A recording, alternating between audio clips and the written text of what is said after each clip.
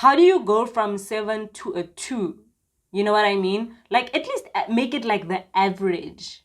Like, maybe make it like a 4 at least. But like a 2? I guess so.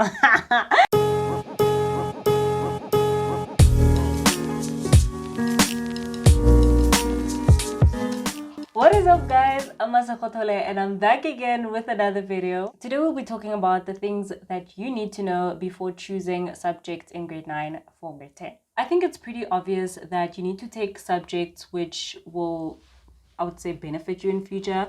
So whatever career path that you plan on taking, then you need to choose the relevant subjects for that. So it is very important to know earlier on, as soon as possible, what you want to do with your life, because it helps you a lot in terms of how you perform in school and the relevant subjects that you need to take. But sometimes it does happen that you don't really know exactly, because honestly it is a lot having to decide so young what you want to do with for the rest of your life. If you are still in primary and maybe in grade 8, first understand what it is that you enjoy, and then do some research on the possible fields that are relevant to what you enjoy doing. But then also I want to introduce a series of discovering different careers and the requirements that you need to meet, as well as the universities and stuff that offer those specific courses.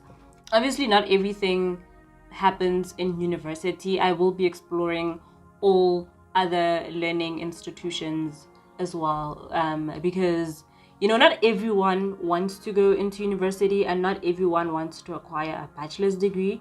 So if you acquire a higher certificate or diploma, then there's obviously still institutions that offer a lot of programs, and I will be I will be showing that a lot on here as well.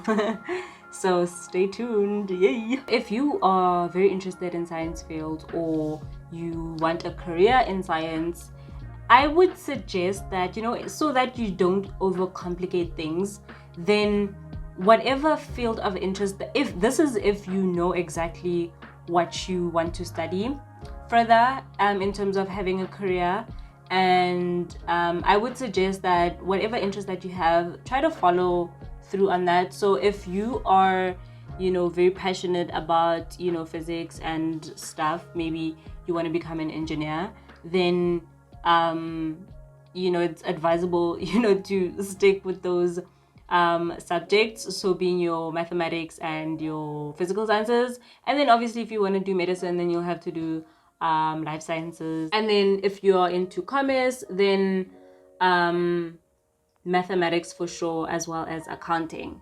Now I did say in a previous video that the accounting that we do at the moment in high school is very outdated, but I still think that it's helpful. If, let me say, like, if you want to do accounting, or if you just want to do commerce, because the thing is, there is accounting in commerce, right? So whatever that you want to do in commerce, you will find accounting in first year, and sometimes even going further in second year. So I think taking accounting helps a lot in terms of not having to adjust so much into accounting in university. When you enter into grade 10, then you will be doing 7 subjects, and minimum 7 subjects, except some private schools, like some kids do like 13 subjects, which I'm like, houseway.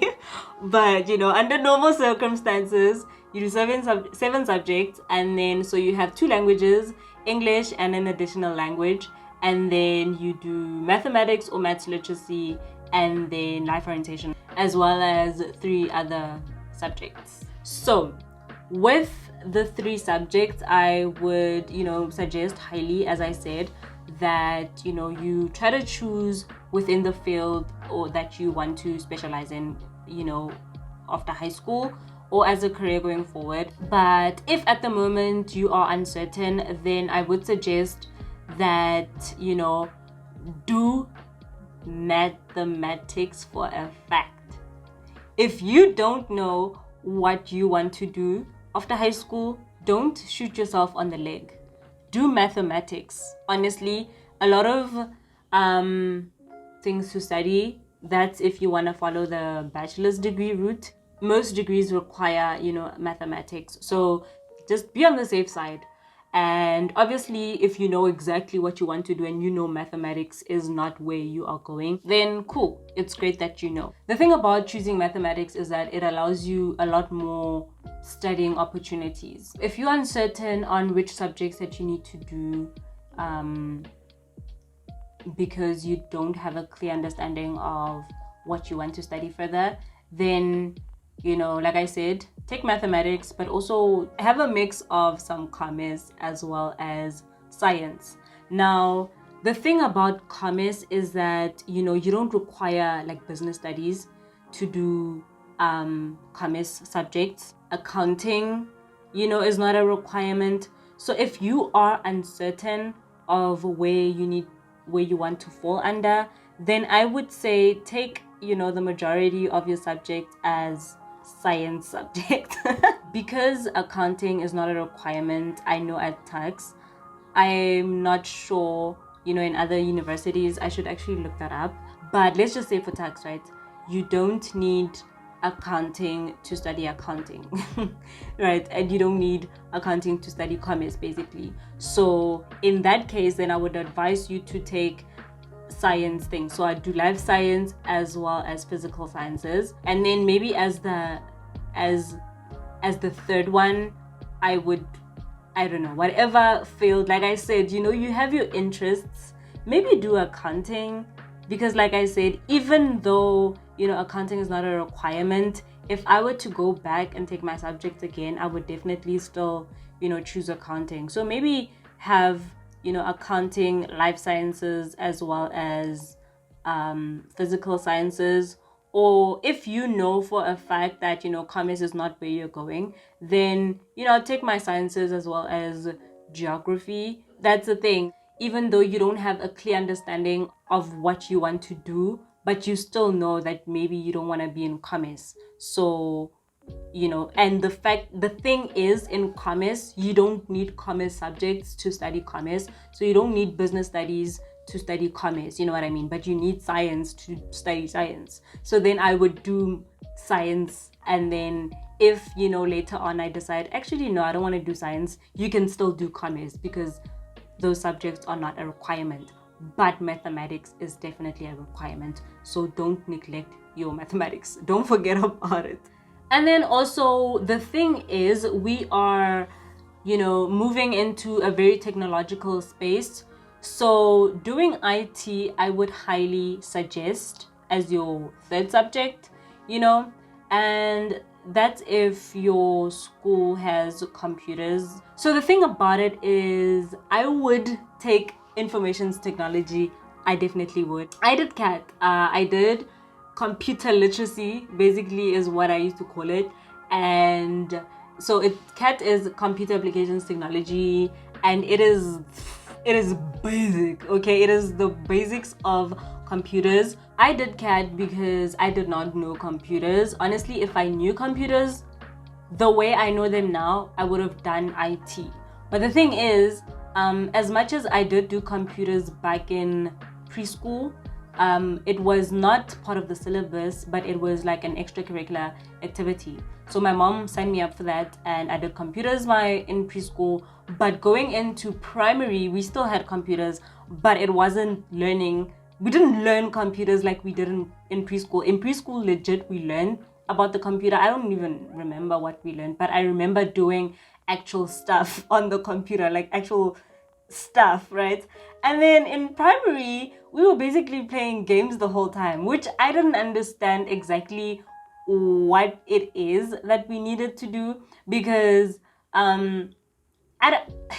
it's like, you go to school and you're being taught something. You don't know if whatever that you're being taught is the par, you know what you don't know if that's actually what you're supposed to be learning. You're just taking whatever that the teacher is telling you and you're just going with it, right? So if I knew exactly the fact that we're not even supposed to be playing games on our computers, then I would have, went home and told my parents, hey, we're basically playing on the computer the whole time, and the thing is, in primary, computers were part of the syllabus.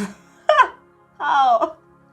Honestly, would have went back home and told my parents, hey, so we're basically playing games the whole time, and I know you're paying. Because honestly, computers, I remember computers being very fun in preschool. So, and not fun in terms of like playing games. It was just very interesting. So I think if my school had taken, teaching us computers the way that they should have, then definitely I would have known computers the way that I was supposed to know them, considering how long I've been taking computers.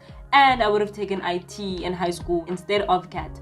But either way, whether you take, obviously with CAT, it's the very basics of computers, but basics being your Word, Word, Excel, Access, and I remember presentation, did we do that? I don't know, I don't remember. And those are very important. Like nowadays, technology is just moving so fast that knowing Word and Excel is not even it's not even considered like a skill anymore. It's just like basic knowledge, So I think having computers behind your name is very important.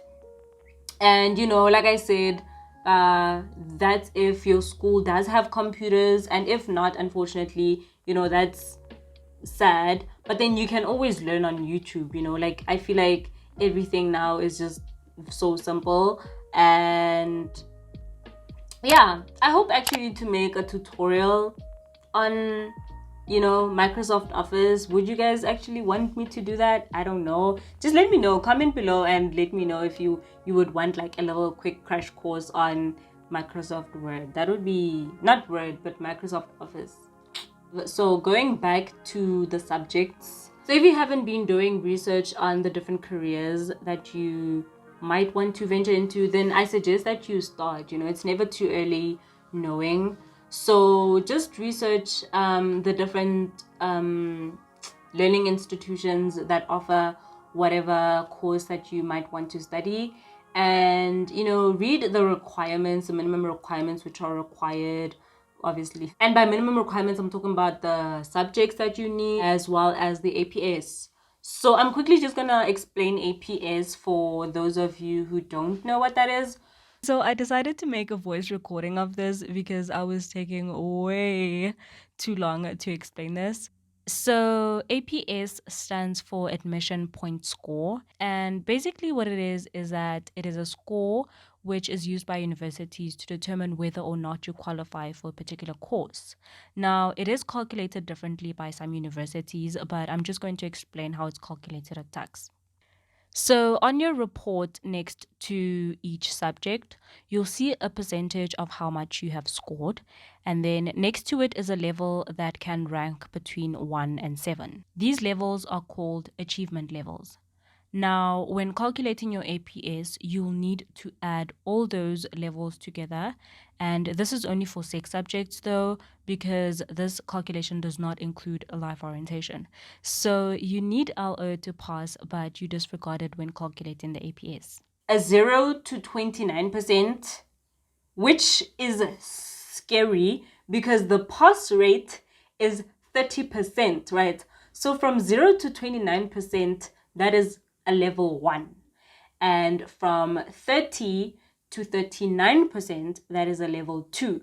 Now, I say that, the requirements of our schooling system is whack because, the maximum level that you can obtain, not the APS, but one subject, the maximum of it that you can obtain is a level 7.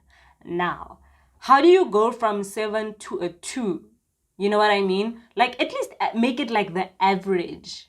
Like, maybe make it like a 4 at least. But like, a 2? I guess so.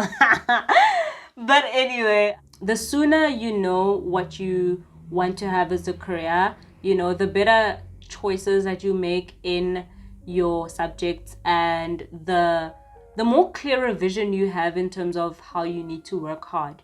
So I did mention in like a previous video that in my school I wasn't doing well in mathematics, so they wanted to take me to maths literacy, but I did not allow that to happen because I knew that I wanted to become a chartered accountant, and in order for me to do that I need mathematics. So I will do everything in my power to make sure that my mathematics is right.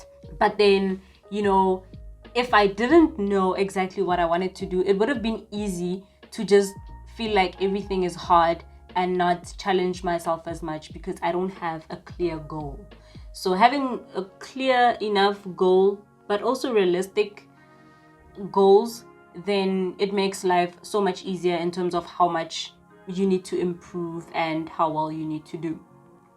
So also knowing what is well, right?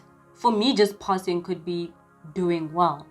But when you know exactly what you want to study for and you know the minimum requirements that are needed for that course that you want to study for, then you can always improve your grades knowing that you want to get into a certain program.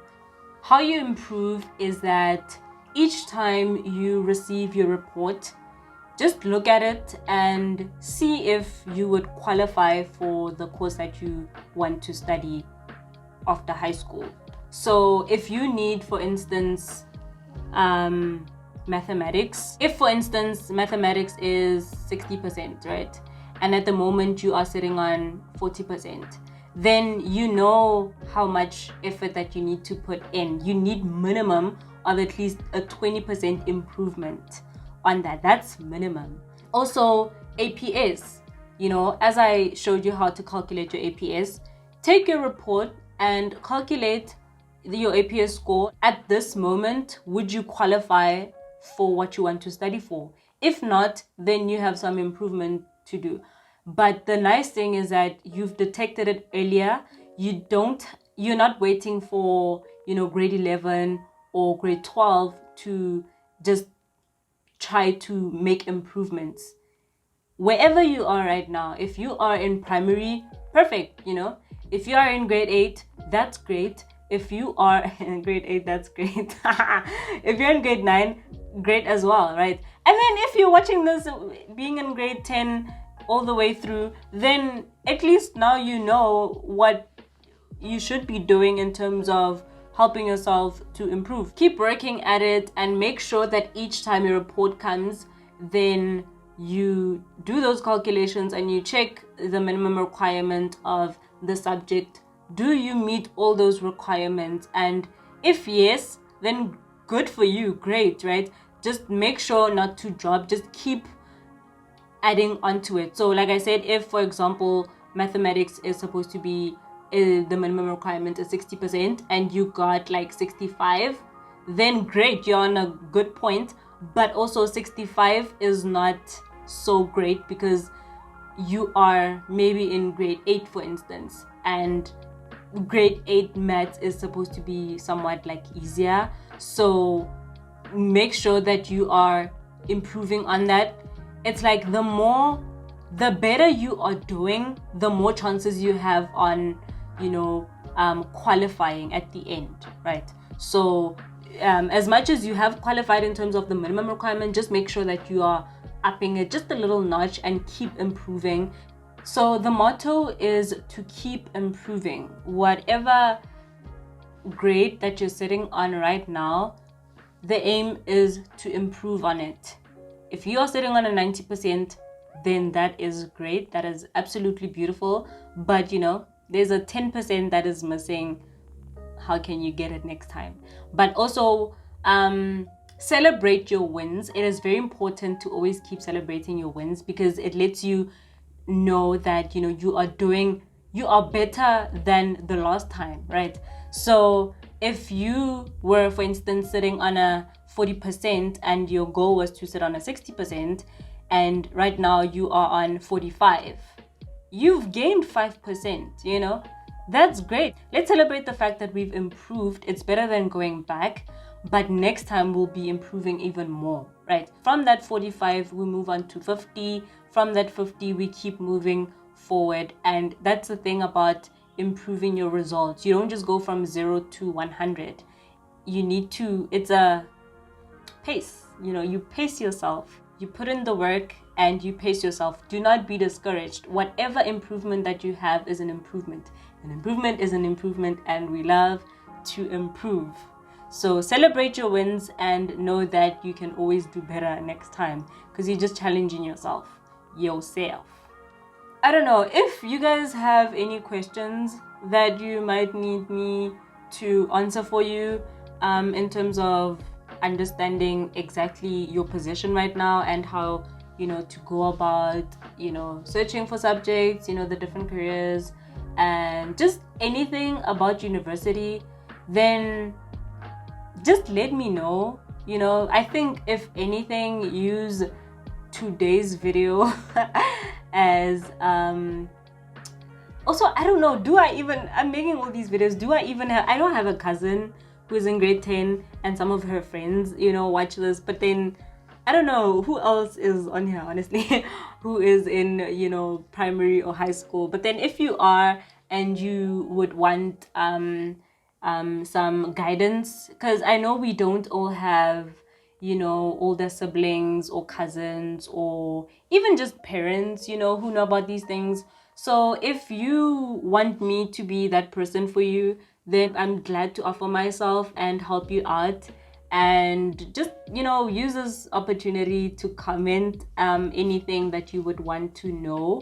And I don't know, if you feel shy putting your questions on here, I don't know why are you shy, but then maybe if you are, then you can always send me a DM on Instagram. Okay, cool. I will link down my Instagram account, and yeah, just let me know exactly what it is that you would want to know. If obviously there's something that you ask me that I feel someone else could be benefiting on, then I will be making video and on that, so that other people can know. So sometimes it's like the questions that we have, we feel that they are for ourselves, but there is always someone else who feels the same way and who would love some clarification. Other than that, I really hope this video was helpful. If you liked this video, please leave a big thumbs up and subscribe if you have not done so already, and share this video with someone who might need it, someone in primary school, in high school. And the thing is, sometimes we don't know what we don't know, right? So it's important sometimes to just share information and let someone else decide whether or not something is useful. But other than that, I hope you guys really enjoyed this video, and I will take you guys next time. Bye.